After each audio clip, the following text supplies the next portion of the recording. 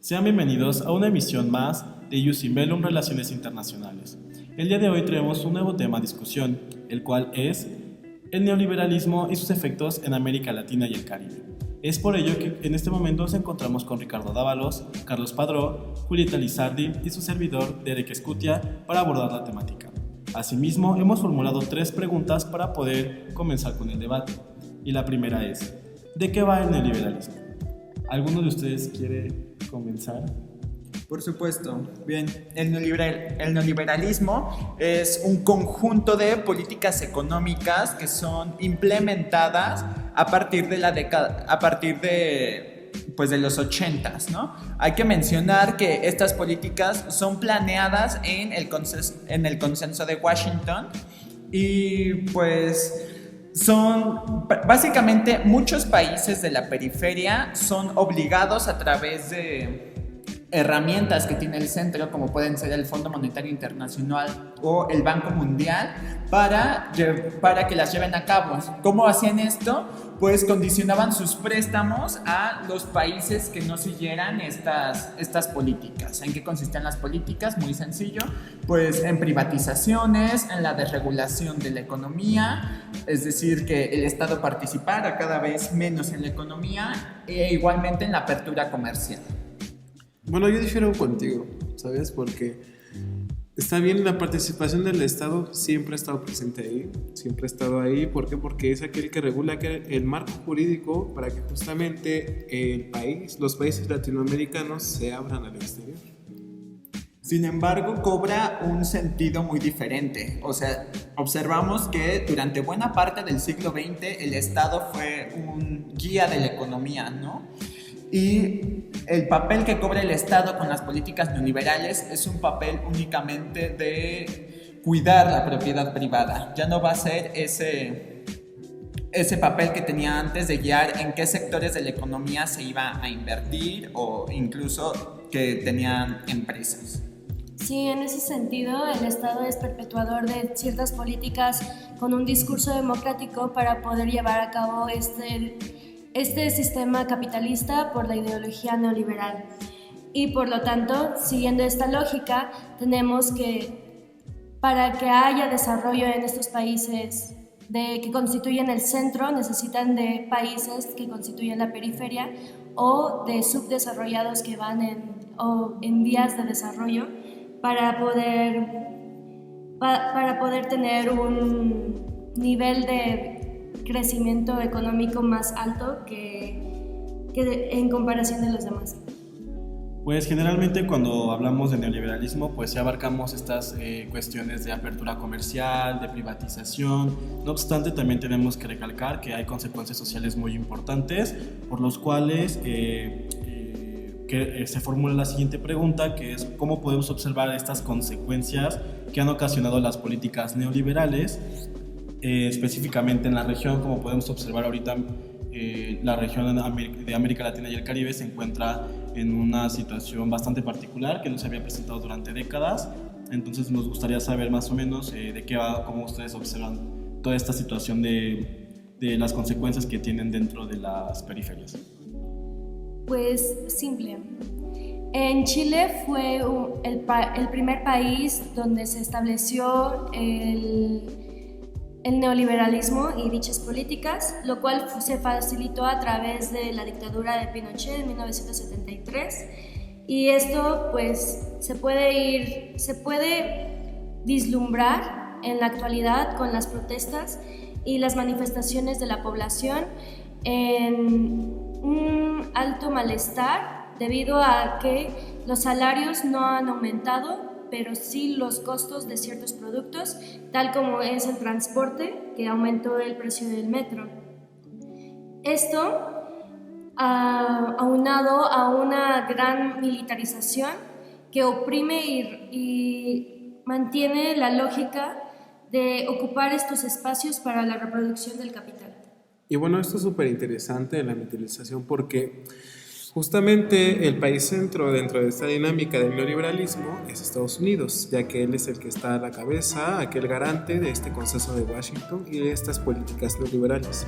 Para ello es el principal exportador a América Latina de armas es aquel que dota a estos países latinoamericanos, el ejemplo de Chile, pues de toda la tecnología para poder reprimir aquellas protestas o aquellos movimientos e incluso fracturar aquellas escuelas de pensamiento que estén en contra de esto. Bien. También es fundamental observar que el neoliberalismo se está configurando como un nuevo momento dentro del sistema mundo capitalista, ¿no? Si durante algunos siglos se estuvo construyendo este sistema mundo capitalista, ha cambiado pues de manera importante durante las últimas décadas, ¿no? Y hay que ver cómo se ha dado este cambio, porque las políticas económicas neoliberales no son aplicadas de la misma manera en los centros que en la periferia. Es decir, en países latinoamericanos es terriblemente visto los subsidios a ciertos sectores de la economía, como pueden ser la agricultura, mientras que Estados Unidos tiene subsidiados sus sectores económicos que él considera estratégicos. Entonces, también es importante lo que ya comentaba Julieta, ¿no?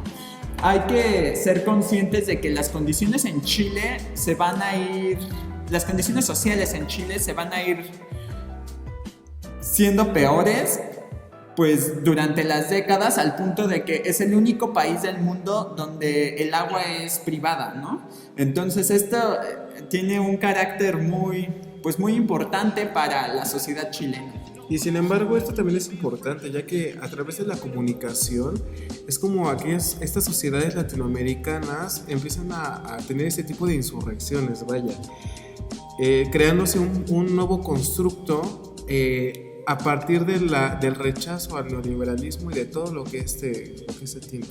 A mí sí me gustaría retomar esta idea que mencionó Julieta en su primera participación acerca del desarrollo y esta concepción que también menciona Ricardo sobre la implementación de políticas neoliberales en los países, porque hay brechas impresionantes entre los países que también son considerados como periferias. En ese sentido, pues ya también se les suele llamar principalmente a países como Chile, algunos de la región de América Latina en específico, como semiperiferias, que justamente no tienen un despojo total, como lo pueden ser algunos países africanos y asiáticos, pero que al final de cuentas sí están inmersos en este sistema y bajo esta lógica de despojo hacia los centros. Entonces, también en ese sentido, la última pregunta sería: ¿cómo podemos contrarrestar los efectos que las políticas neoliberales han tenido, principalmente en las periferias? Bueno, antes de retomar ese punto, me gustaría también mencionar que no solamente está sucediendo en Chile. Podemos ver tales ejemplos en Bolivia, en Ecuador, en Brasil con Bolsonaro y la Amazonia. El despojo abre una brecha de desigualdad entre los que pertenecen a esta parte de los despojados, el subdesarrollo, que incluso se puede ver en estos países en vías de desarrollo, estas diferenciaciones entre norte-sur, centros y periferias, que sí marcan una diferencia al momento de protestar, porque se visibilizan. No obstante, existe la militarización y esta opresión que hoy en día también se puede vislumbrar en el país con la Guardia Nacional. Este punto que toca Julieta es muy importante respecto a que no se trata únicamente de estados del centro y estados de la periferia, sino que dentro de las propias periferias y semiperiferias hay centros, ¿no? Y esto se hace todavía más evidente con la implementación de políticas neoliberales porque crece la desigualdad. Tenemos en cada uno de los estados de Latinoamérica élites sumamente enriquecidas, mientras que la mayor parte de la población vive en la pobreza. Entonces, por estas condiciones son las que han producido que en este momento América Latina se encuentre en llamas. Que no solo Chile, no solo Bolivia, sino también ya observamos como en Argentina hubieron cosas importantes. Que incluso es impresionante porque, pues, algunos países están retomando en esta lógica de derecha e izquierda un centro-izquierda de forma gubernamental. Sin embargo, siguen teniendo la misma discursiva, lo cual se puede reflejar en el discurso de Andrés Manuel López Obrador, que sí da un paso a mencionar que hay una finalización de las políticas neoliberales, no obstante, pues en la práctica es sumamente diferente. Por lo tanto, esto nos puede llevar a vislumbrar otros desarrollos. En estos desarrollos no son simplemente una única forma de desarrollarse.